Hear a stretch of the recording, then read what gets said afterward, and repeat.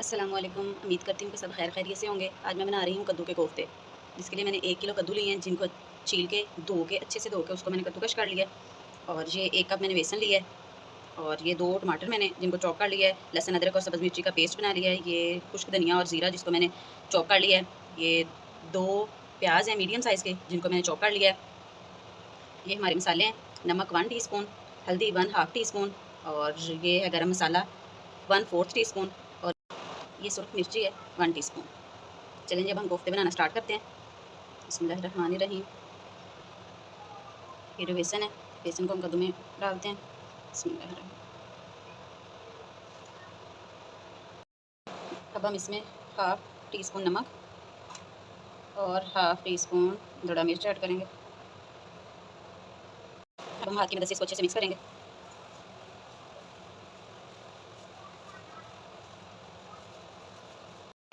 देखें जी, मसाला हमारा अच्छे से रेडी हो गया है। अब हम कोफ्ते बनाते हैं। बिस्मिल्लाहिर्रहमानिर्रहीम।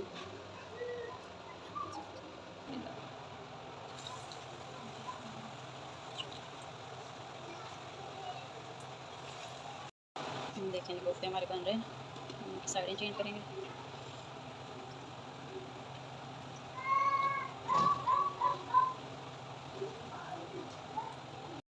देखिए जी, माशाल्लाह हमारे कोफ्ते इतना अच्छा कलर आ गया, गोल्डन ब्राउन हो गए हैं माशाल्लाह। निकालें? बाहर मोबाइल निकालते हैं।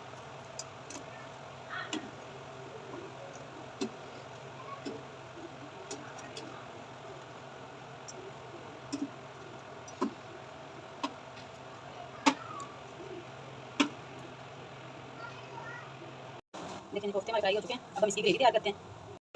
अब हम फ्राई में ऑयल डालेंगे। ऑयल हमारा गर्म हो चुका है। अब हम इसमें प्याज डालेंगे। बिस्मिल्लाहिर्रहमानिर्रहीम।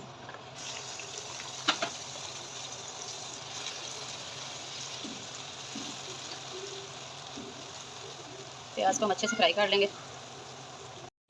प्याज का कलर चेंज हो चुका है। अब मैं इसमें नमक ऐड करूँगी, ताकि प्याज जल्दी सॉफ्ट हो जाए और अच्छे से ब्राउन हो जाए। मैं नमक प्याज में ही ऐड कर देती हूँ, इससे प्याज जल्दी सॉफ्ट हो जाता है और जलता नहीं है। हम इसको ब्राउन होने तक फ्राई करेंगे। प्याज हमारा फ्राई हो चुका है। अब मैं इसमें लहसुन अदरक और सब्ज़ मिर्ची का पेस्ट डालूँगी।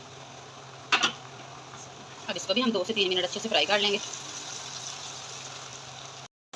लहसुन अदरक के पेस्ट को फ्राई करते हुए मुझे 2 से 3 मिनट हो चुके हैं। देखिए अच्छे से फ्राई हो चुका है। अब हम इसमें टमाटर ऐड करेंगे। बिस्मिल्लाहिर्रहमानिर्रहीम। इसको भी अच्छे से फ्राई कर लेंगे। अब 2 मिनट के लिए इसको कवर कर देंगे, ताकि टमाटर अच्छे से सॉफ्ट हो जाएँ। देखिए, 2 मिनट हो चुके हैं। हमारे टमाटर भी अच्छे से सॉफ्ट हो चुके हैं। अब हम इसमें मसाले ऐड करते हैं। बिस्मिल्लाहिर्रहमानिर्रहीम।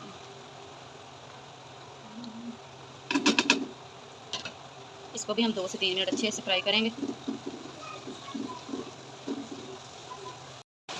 मसाला देखिए हमारा अच्छे से तैयार हो चुका है। अब हम इसमें आधा गिलास पानी का डाल के इसको अच्छे से बॉयल करेंगे।